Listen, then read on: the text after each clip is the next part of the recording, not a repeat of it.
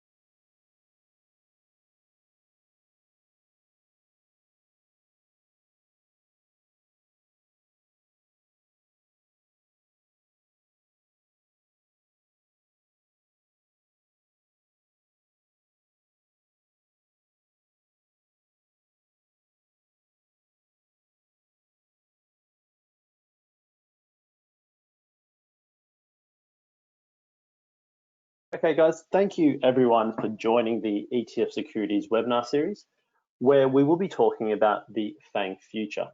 My name is Kanesh Chug. I'm Head of Sales for ETF Securities. Now, a few housekeeping rules, and please do see the disclaimer that is up on the screen now. And any information that we provide today is general in nature. It does not take into account your personal circumstances. And also, please speak with your investment or financial professional. And also, of any products that we do discuss throughout this presentation and webinar, please do read the product disclosure statement and fact sheets. And these can all be found at www.etfsecurities.com.au. Now, some other housekeeping rules.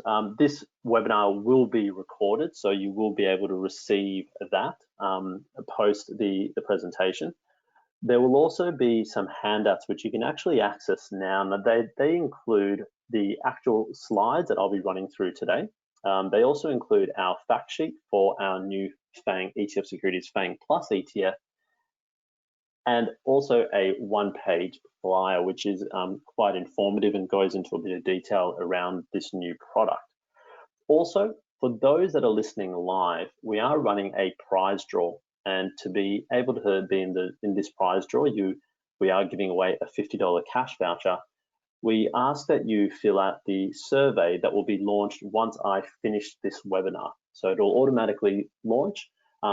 This is really useful for us because it gives us a bit of insight and feedback on this particular webinar. So it helps us, really improve the webinars for in the future as well.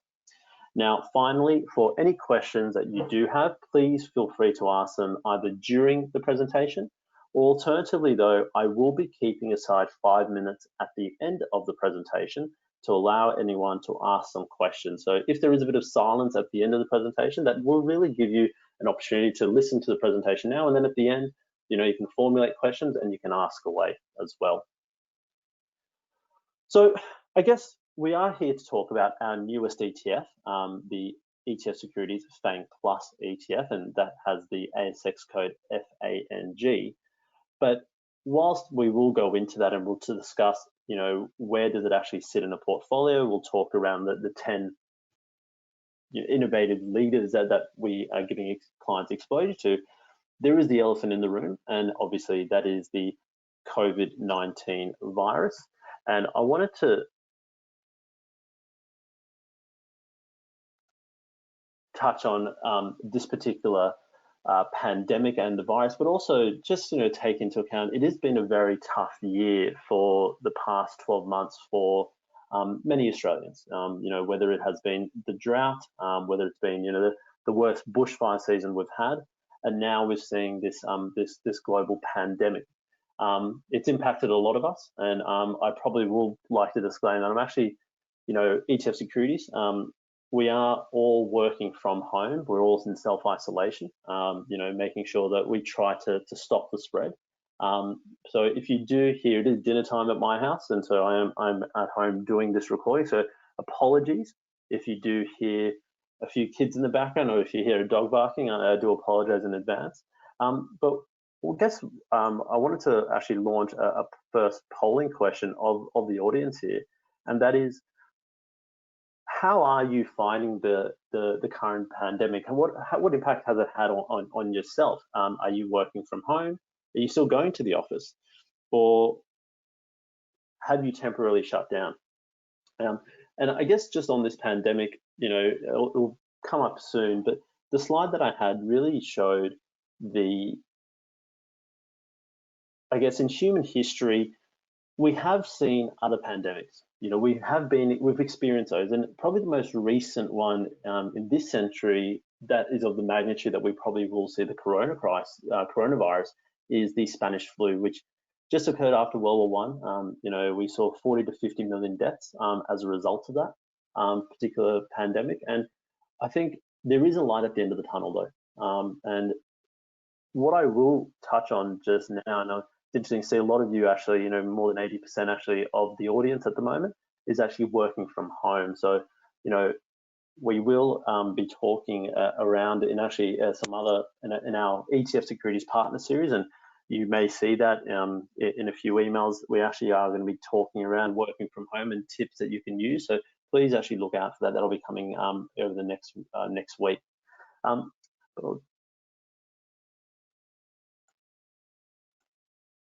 So I guess in terms of the virus and the year that we've had, and what does it actually mean? So the world has changed, and at ETF Securities, the current state of play, I think investors need to be aware that there is going to be volatility around for some time to come. And one of the main reasons for that has been around the fact that we have seen with this virus, we aren't sure when we will be coming out of it. And so just be aware that there will be some volatility. We have seen negative real interest rates across the developed world, and I think that will continue for the short to medium term. And global recession is somewhat guaranteed, but what is really keen to and useful for us is we do have something for that, and there is hope for the future. And that particular hope is around looking at recovery, looking at medium to long-term opportunities, and technology is really the way to lead that back.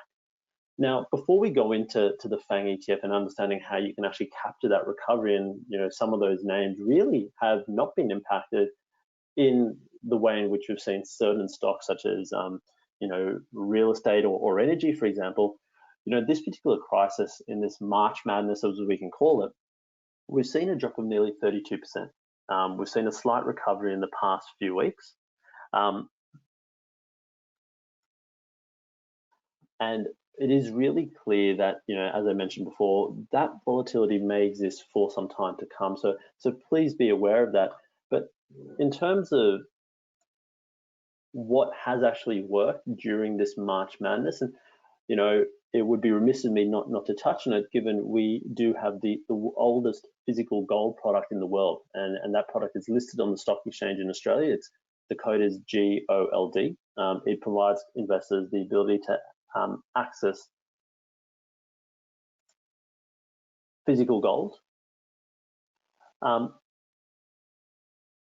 And I just wanted to sort of showcase that gold really is a defensive tool for portfolios, and investors need to diversify their portfolios. And gold really provides a level of protection in times of crises, and that black swan protection. And we've really seen that more recently with our physical gold product.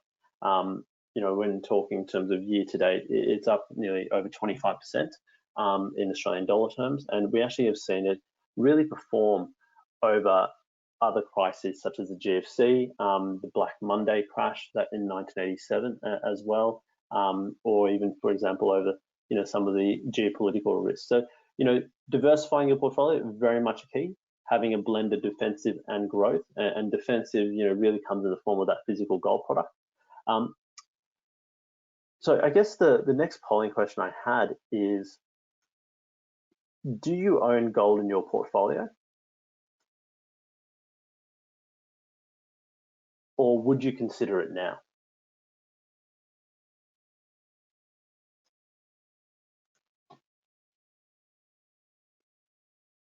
And I'll just wait for those to come through now. So some of the results, and interesting to see a lot of people actually don't own gold. And we do find in Australia that they don't own physical gold, or they may hold gold miners, for example.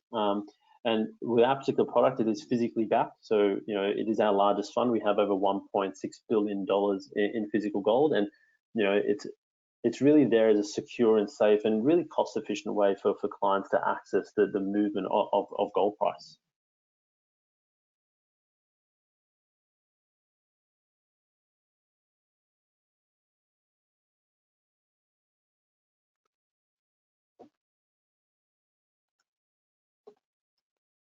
So just for now, coming to the newest ETF that we have, and as I mentioned, it is our FANG Plus ETF. This fits into what we call our future present range. What I actually have seen here is we launched this, and we really launched the future present range 3 years ago when we launched our global technology ETF, and that has the ASX code TECH. And it fits into the idea of we wanted to give investors tools, and that's what ETFs are all about, exchange traded funds. They're really designed to give investors an ability to take exposures that they would like, whether that's broad, such as our FANG Plus ETF, whether it's sector, such as our global technology ETF, so they're able to capture the technology sector. And we'll actually touch on what does technology mean in a minute, or it's something like, for example, biotechnology. So we launched our Cure ETF in 2018, and this is a very interesting product because this ETF actually gives people the exposure to the US biotechnology sector. Now it's over 120 names, it's equal weighted, and a lot of those names in Cure, there are a number of names actually that are working on vaccines for the coronavirus, or actually are looking to help in building respirators and other aspects to really help in stopping the spread of this pandemic. But within our future present range, we are talking about the future. So biotechnology obviously is that future, and other thematics such as robotics and automation. So our Robo ETF and our electric vehicle and battery technology ETF, or our lithium mining ETF and AC/DC. So really for us, this particular range that we have, encapsulates everything from the present to the future. And the FANG Plus ETF was really the last building block that really for investors. It is that core that can be used by investors in their portfolios. So with this FANG ETF, it tracks the New York Stock Exchange FANG Plus Index. The price on this particular product is 0.35% per annum, or 35 basis point, and so it makes it actually one of the lowest cost ways to access these particular names, and we'll run through some of the different ways you may be able to access them. Now, what I mentioned before is it technology or not technology? And I think before we actually go into the constituents of the FANG ETF, what we need to consider here is, as an Australian investor, if I was to look at the ASX 200 and I want to take exposure to the biggest technology, or if I want to take exposure to technology, for example, just as a sector, I'm very much limited. The Australian market, as we're aware, is very much tilted towards the banks and the mining and resources sector. We don't have large technology names. And for us, that means we have to go abroad to get exposure to those names. Now, what would you consider as technology? And I think that's very clear here, is that what we thought was technology, and the definition of technology is constantly changing. And we do have as I mentioned, we've got our tech ETF, and that looks at just that sector. And there's a constant evolution of what is classified as technology. Now, the Global Investment Classification Standards, or GICS, as they're known for in short, they actually apply sector classifications. So they would apply and into where a company sits in which sector. And in 2018, they updated, and I think that's very key to understand, is there is a constant evolution in this space. And so in 2018, the company that applies GICS updated their sector classifications and actually saw some big moves. So Google, or Alphabet, as it's now known, Facebook, for example, both of these companies were previously part of the technology sector. They now sit in what's called communication and media services.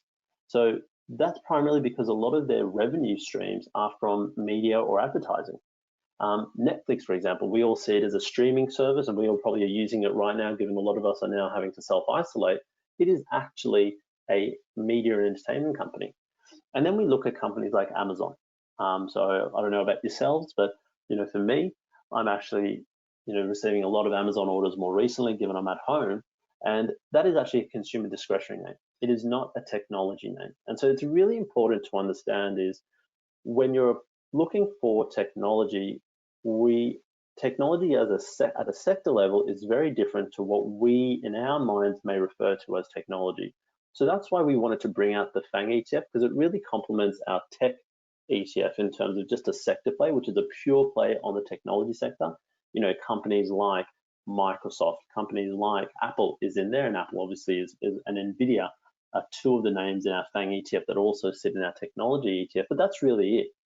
So there is a big difference between what is technology and what we're now calling is the innovative leaders. Now, a short story on FANG. It was a term coined by Jim Cramer, the television host for CNBC's Mad Money. And it was actually an acronym for 4 popular names at the time, which were Facebook, Amazon, Netflix, and Google. Now, over time, that has started to increase, and the FANG acronym actually now encompasses Facebook, Apple, Amazon, Netflix, and Google. But for our ETF, we actually wanted to give you more than just those names. So we actually wanted to give you the FANG Plus ETF and the FANG Plus stocks. So that includes Apple, Amazon, Alibaba, Facebook, Tesla, Baidu, Twitter, Netflix, Nvidia, and Alphabet. Now, as a group, all these names account for about $4.7 trillion US. Now, let's put that in the scheme of and the framework and perspective of where we sit. Those 10 names alone account for about 11% of the Miski World Index, which is the largest index or benchmark that we use for global equities. It accounts for 20% of the S&P 500, and is nearly 4.7 times the size of the ASX 200. In terms of the methodology for the index, as I said, so an ETF, an exchange traded fund, it's designed to be a passive exposure. So all ETFs will have a benchmark that they're looking to track. And the aim for us as a provider is to really provide your vehicle to access that underlying benchmark. We're looking to basically give you that exposure. So with this particular ETF, we are tracking the NYSE FANG Plus index.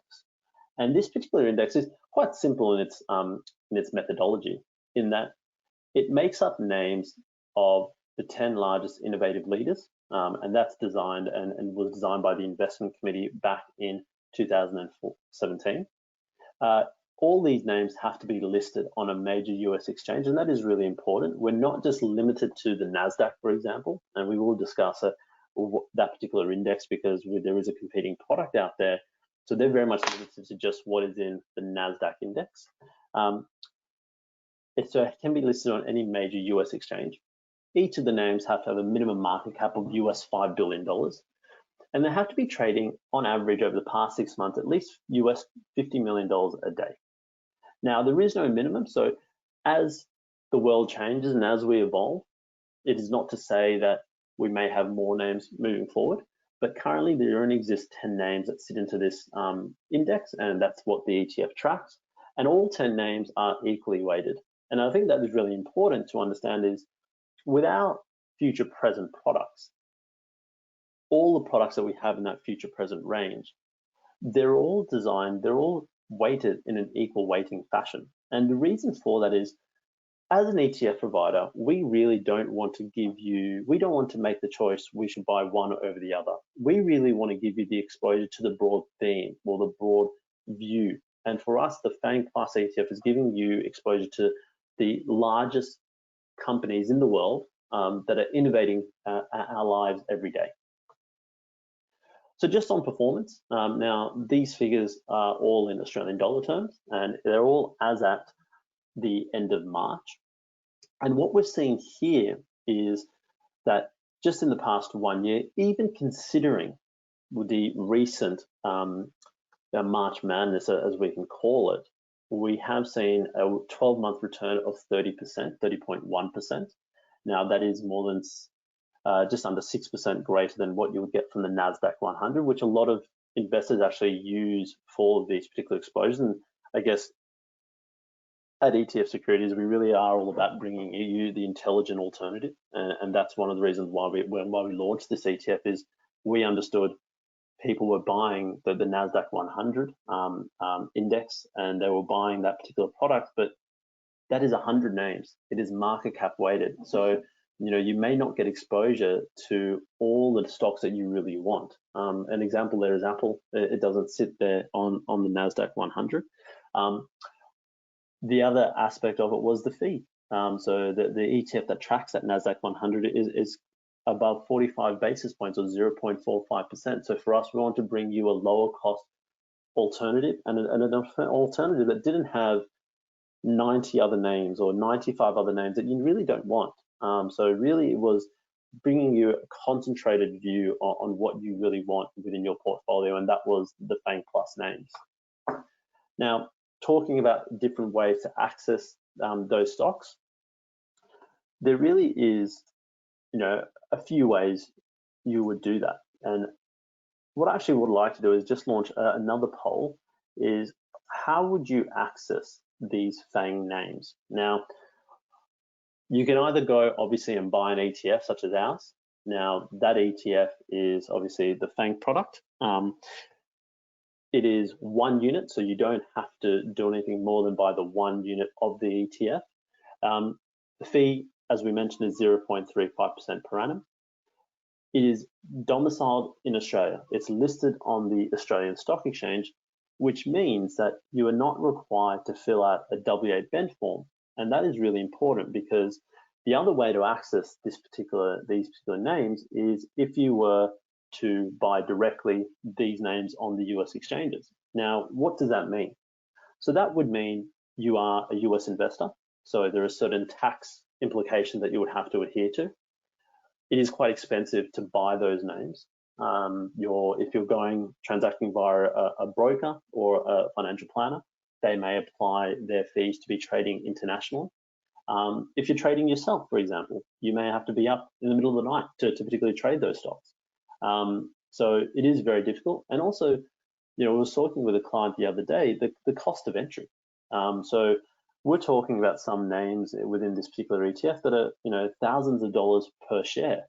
So for an average investor that say wants to put in 5,000 Australian dollars, that may only mean 2 stocks of Amazon. Now, if they wanted exposure to Amazon and Apple and Google and Netflix, they would need a significant larger pool in which to invest in. And therefore, that's why an ETF really gives you the diversified view. It really gives you the view on all the names. And so you get exposure to all 10 names. And so within that equal weighting fashion. And I'll just end the poll there. And interesting to see, about 7% of those that voted would buy stocks directly from the US market. 8% would buy via a managed fund. And so actually coming onto the managed fund aspect, and we can debate till the end of the night around active versus passive. And active management really is when there is someone making decisions to buy or sell particular names, and it is active for the reason that they can make those decisions during the day or during the week. Whereas an ETF, as I mentioned, is a passive exposure. We are tracking an index and we adhere to the index. So as ETF securities, we don't look to say we should buy Google and sell Apple. No, we say the index says this and we will track that. And it is our job to make sure that we provide you the complete transparency and exposure, which is why we can do it at such a low fee. And I think that's really key. There is a large global equity concentrated manager, very well known. They're charging more than 1%. And when I've done some analysis, and it's very hard to actually understand what some of their holdings are, but from what we could see, they actually had a lot of the names that we have in our FANG Plus ETF, but they were charging 1% plus a performance fee. So my question there is, what are you really paying for? If they're simply providing you the same names, is it better to not look at an ETF or a lower cost alternative, or potentially use both? And we'll discuss how you can do that later on in the presentation. So the world is now digitally connected. I think we all know that. We've got a population of over 7.5 billion people.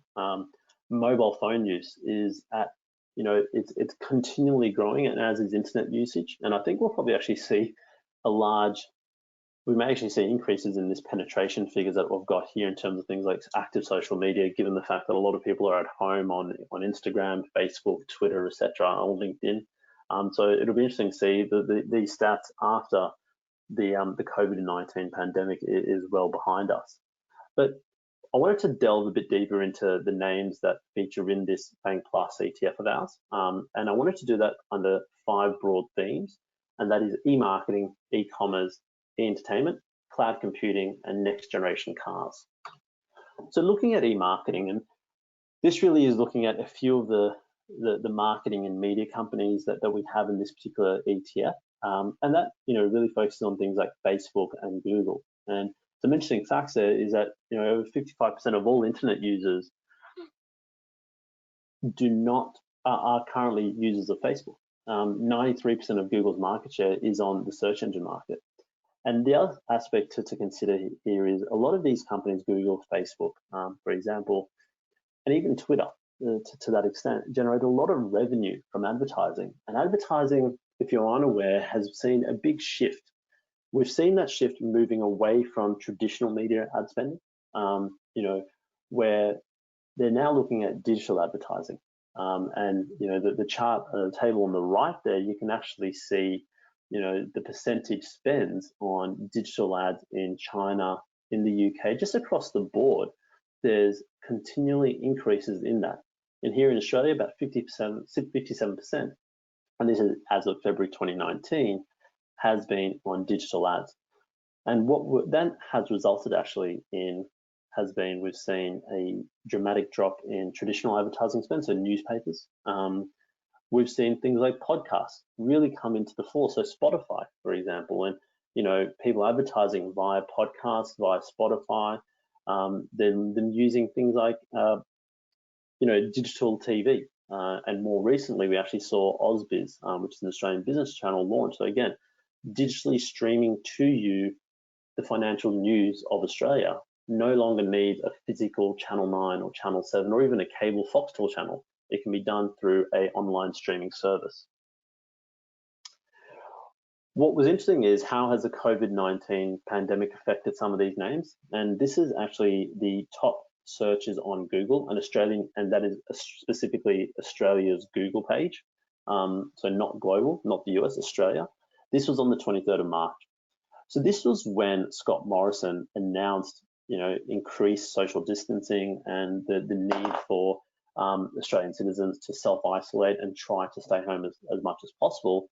On the Monday, Microsoft, Google, for example, and Zoom were 3 of the top 5 names in terms of searches to try and look at, and I'm sure a lot of you have already had to do this, is try to understand, well, what can I use to help me work at home, help me communicate with my teams? And Zoom, for example, is being used dramatically to be able to talk to families and friends. Now, e-commerce, another thing to consider here is where are we seeing this big trend? And unfortunately, it has been at the cost of bricks and mortar stores. As e-commerce, as the internet has evolved, the ability for clients, for consumers to buy goods online has dramatically increased. We've seen that with Amazon. Now, Amazon, the interesting fact there is 120 million products were sold on Amazon, and that was in April 2019. And in terms of digital payments, I think it's very clear currently is that, the coronavirus has actually resulted in a lot of people moving towards a cashless economy. Now, I don't think we'll go completely cashless, but there is a big element to try and use as much cashless economy as possible, where shops are now saying to stop the spread, for example, use your card, use Apple Pay Wave, and Alibaba is one of the largest payment companies in the world. And Alipay, for example, their digital payment solution, had about 1.2 billion users. And that, again, as I said, was in June 2019. When we look at Netflix, for example, and e-entertainment, and this is a really interesting thing, is that online TV, online streaming, online videos, the ability for you to get lost in the YouTube vortex, as we call it, and also e-gaming. There's been a big trend, and I think it's been interesting to see, recently, you would know, if anyone is a sports fan that's currently listening, Formula One, for example, as all major sports are on hold. And a lot of these major sports stars are now moving to esports just to provide consumers and viewers and fans of different sports something to watch. So that is only going to be an area that continues to grow. And two companies feature in our FANG ETF that will benefit from that, and that obviously is Netflix. They have 167 million subscribers globally, and again, that's in December 2019. I've got an interesting chart to discuss in a minute. But NVIDIA, they're the #1 graphic processing unit, and they are looking to not only look at the traditional form of graphics cards, which we all have in our computers, in video game consoles, but they're also looking at different aspects of, for example, automotive autonomous vehicles, where they're actually developing sensing software to allow companies like Tesla, allow companies like Volvo, Volkswagen, etc., some large, automobile companies to, really, that whole idea of autonomous driving. NVIDIA is really behind that as well. So their sensing department and their sensing software is really increasing. So these companies, as I mentioned before, they're innovators. They're constantly evolving. They're not just going to focus on one particular area. They're constantly going to move across, and we'll continue to see them grow. Now, this is how the COVID-19 pandemic has impacted on Netflix, and it's been positive, as I mentioned. So whilst overall we've seen markets really take, a lot of volatility, we've seen a lot of companies really get hurt, we've seen some companies, potentially prosper, and coming out of this, there could be some really good recoveries. So Netflix is one of them in particular, where they had a 31% international subscriber growth in March 2020. So dramatically. And I think the reason why you see the US and Canada subscriber growth being so small is because they were quite highly penetrated already in that particular market. Now, cloud computing, we're all using it at the moment, a lot of us anyway. Don't know if you realize that Amazon had a 90% of Fortune 500 companies were using the Amazon Web Service. So very interesting to note that Amazon, we see it as a parcel delivery service. We see it as a consumer front, a consumer shop, but it is also having one of the largest cloud computing departments in the world. So really interesting to see that. And infrastructure and application services around this particular area, we're seeing Alibaba, we're seeing Google work very hard in this space, and also Baidu as well. And Baidu is a large Chinese company. It's listed or has an ADR listed on a US major exchange, and that is why it features in this particular index as well. Now, finally, just on next generation cars, and this is just something to note is we get a lot of queries around Tesla. It is an innovator, it is a leader, and it is a disruptor. And I think that is really important. Is all of these companies that we're talking about are large, highly established companies, and they're disruptors in their fields. And Tesla is definitely one of them. You know, they sold 367,000 vehicles delivered worldwide in 2019. And, you know, we obviously have an ETF called ACDC, and that also has Tesla as part of it, and that focuses on battery technology solutions. And we spoke to Tesla recently, and they were talking around the fact that they're building their gigabit factory in the US in Nevada. Now, this particular factory is designed to try to have enough battery energy storage solution to take care of the entire globe's energy needs. Now, obviously, that was at that point in time when they decided to build it about 3 years ago. They're constantly evolving that, and you know, we're seeing Tesla really being at the forefront of the automobile sector, where it's actually larger than GM and Ford put together in terms of its size. And another thing to note is it's not just, you know, this idea of autonomous vehicles and next generation cars. It's not just focused on companies like Tesla. We're focused on companies like Google, who, not sure if you were aware, but they actually owned Waymo. And it's one of their self-driving technology projects, and it's actually focused on autonomous driving as well. Now, where does the FANG Plus ETF sit in your portfolio? And this is really important. I was talking to, as mentioned, we've just launched this new content called the ETF Securities Partner Series, and you'll see tomorrow that I did an interview with a CIO, a Chief Investment Officer for Investments, Jonathan Ramsey, and we talked about core satellite. And the idea of core satellite is to make sure investors anchor towards a particular theme or a particular product in their different asset classes and their different exposures. And that anchor could be a low cost product. So in the international sense, something like the FANG Plus ETF, where that gives you the main names that you would like. So that is a low cost, you know, foundation and building block within your international equity exposure. And then your satellite exposure, so that core satellite approach, your satellite exposure is your high growth names, your names that and exposure that really are there, something like gold, for example, where it is that defensive, it is that portfolio insurance, or something like, for example, the thematic of biotechnology or robotics and automation. So things like our Pure ETF or our Robo ETF. So, you know, what we see here is we're providing clients with the building blocks for their portfolios. You know, the FANG Plus ETF is seen as potentially a core in their portfolio. And we're getting a few questions at the moment, and I will answer them at the end of this presentation. And the satellites are designed to be things like ideally towards thematic tilt, so towards megatrends. So to be able to basically give you an ability to obtain and diversify your exposure as well. Now, just coming back to the FANG ETF, this is an interesting chart. So this is just going back from 7th of April 2015 to 6th of April 2020, so 5 years. Those that were investing $100,000 in this particular product would be sitting on somewhere close to, you know, 370, 380,000 at this point in time. So significant growth is what we've seen. When we do the same comparison to, say, the NASDAQ 100, and as I mentioned there, so we do get a lot of comparisons. The ETF that tracks that, as I mentioned, it's 100 names, it's market cap weighted, so you may not get the real exposure that you want.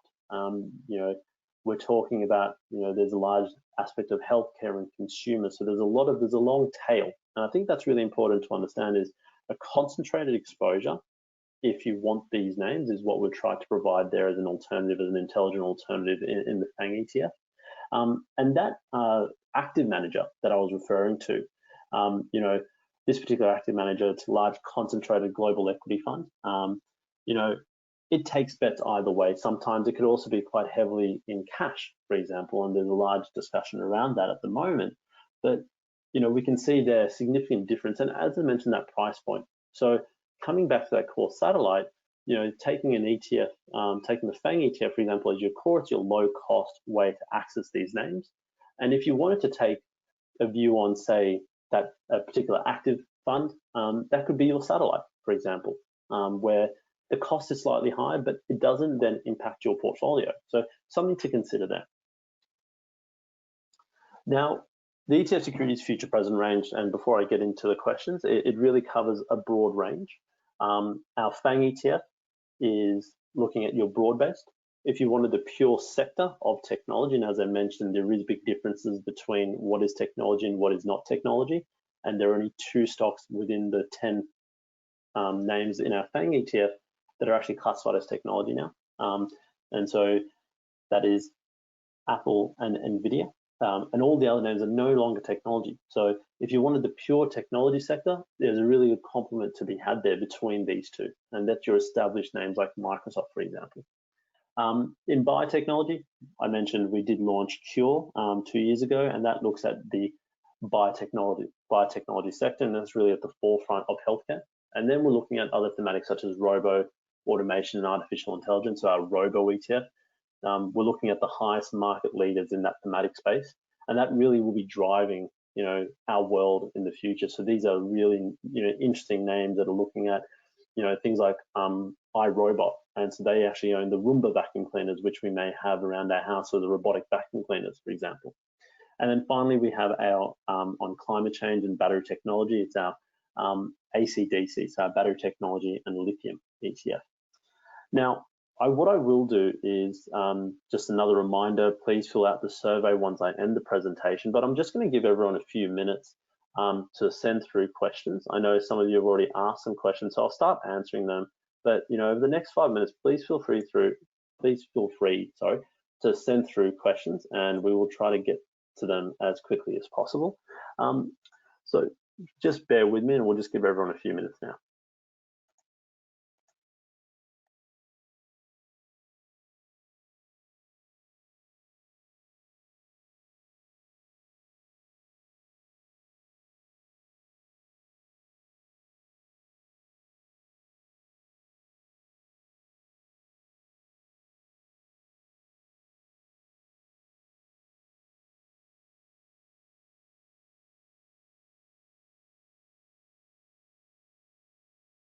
So as you are starting to send your questions through, what I will do is I'll start answering them and as they come through. And I have a question here, which is, how does the ETF address currency exposure? Now, all the ETFs in our future present range, and I'm just putting that back up on screen now, are all currency unhedged.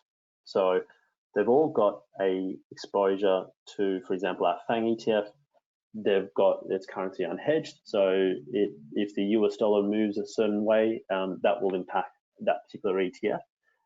For some of our other ETFs, such as our tech ETF, our robo, and our ACDC ETF, they actually are global in their exposure, so they're not just looking at the US, they're looking at Europe.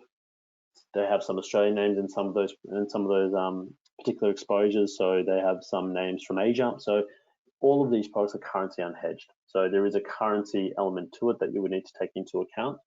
However, we've recently done a lot of analysis on, as our Australian dollar has weakened recently, we've done a lot of analysis on to hedge or not to hedge. And it is a bit of a fool's game, because over the long term, it is seen that unhedged exposures will smooth out portfolios and will provide a greater return. But what we do say is, for clients that are wanting to take some exposure that is hedged, then there are ETFs on the ASX available, and complementing the 2 together. So not just going one way, because then you're essentially losing out on a currency move that may occur. But so take that into account, that if, over the long term, and these products are designed to be long-term strategies, they're buy and hold strategies. But to hedge or not to hedge, really, you want to be considerate of where you see your risk profile in that. Now, in terms of accessing the daily net asset value of the fund, what you can do is, all of that information is available on our website. So if you go to etfsecurities.com.au, and I'll put up the information again in a minute, you will be able to access what the net asset value was of the previous day, so the closing day net asset value, and that essentially is the closing unit price that we strike. During the day, obviously in Australia, the particular ETF will move according to the underlyings, and if you have any questions around pricing or anything like that, and this is something just on any ETF from any provider, please feel free to call us. We are happy to help in any way. and we're happy to help provide some guidance. And what I will do there is I will just show you the number that you can call. So you can call our general info and sales line, and that's 0283113488.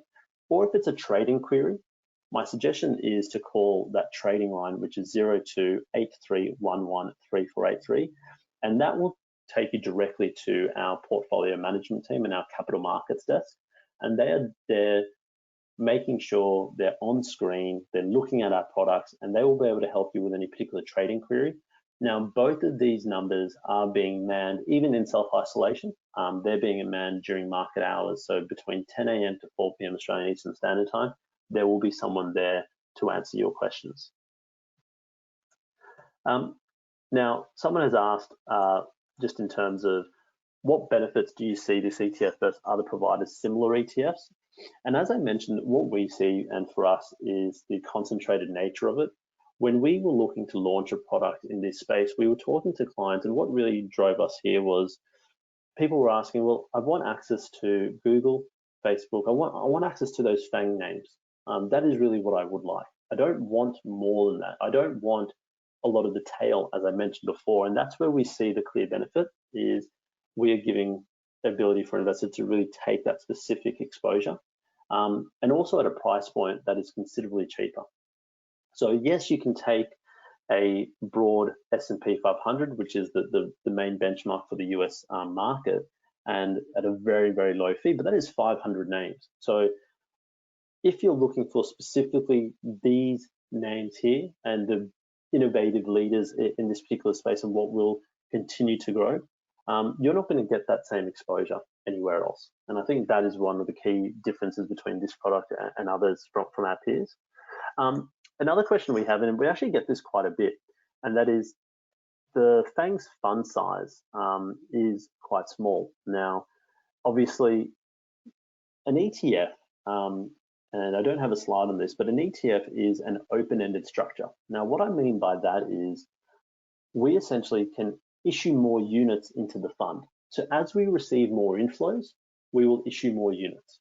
It is very different to a listed investment company or an LIC or an LIT as they're called, because that is closed-ended and they are restricted in terms of their ability to issue more shares or issue more units. For us, we are able to issue more units. So when you're considering the ability to invest in an ETF, you need to be considerate of the underlying. Now, I wanted to bring up here, and I mentioned before, is that the 10 names that we have exposure to have a market capitalization of 4.7 trillion US dollars. One of the key points of this particular index is the size. So each stock has to have a minimum market capitalization of 5 billion US, and the average daily traded value has to be greater over a 6-month period of 15 million US dollars. So these are very, very liquid names. So we're getting exposure to the underlying of what are very liquid names. So the ETF could be $1 billion in size. It could be $1 million in size. It could be $2 million in size. The relevance on liquidity it's irrelevant, essentially.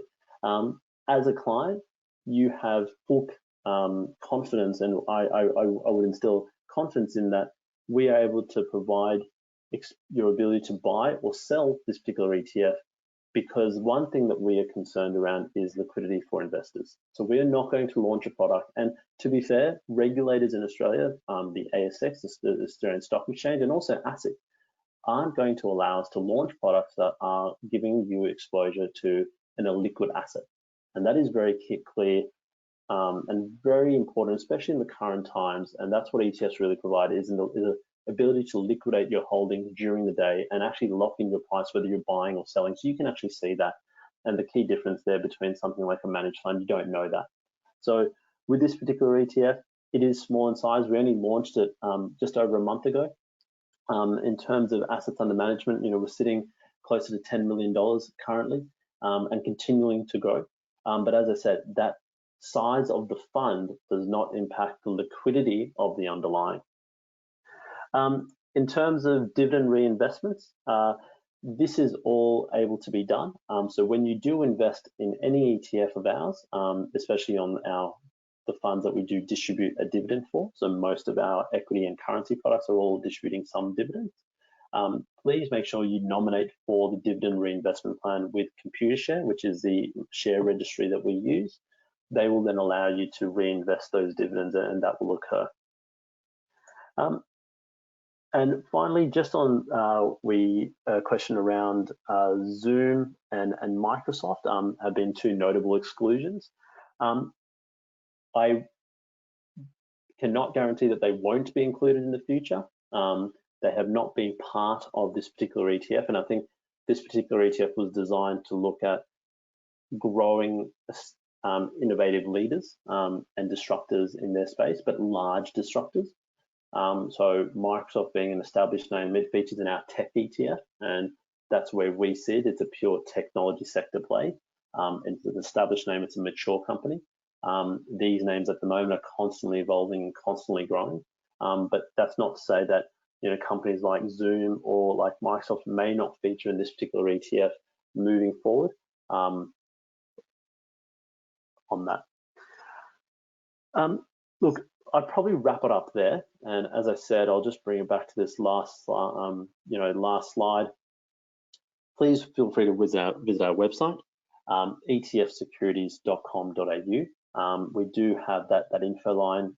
If you have any further questions, we do have a trading line as well. If we haven't answered your question, please write in the survey after. As I said, if you want to be in the draw, you will receive that. And we will try and come back to you as quickly as possible. And thank you everyone for joining today.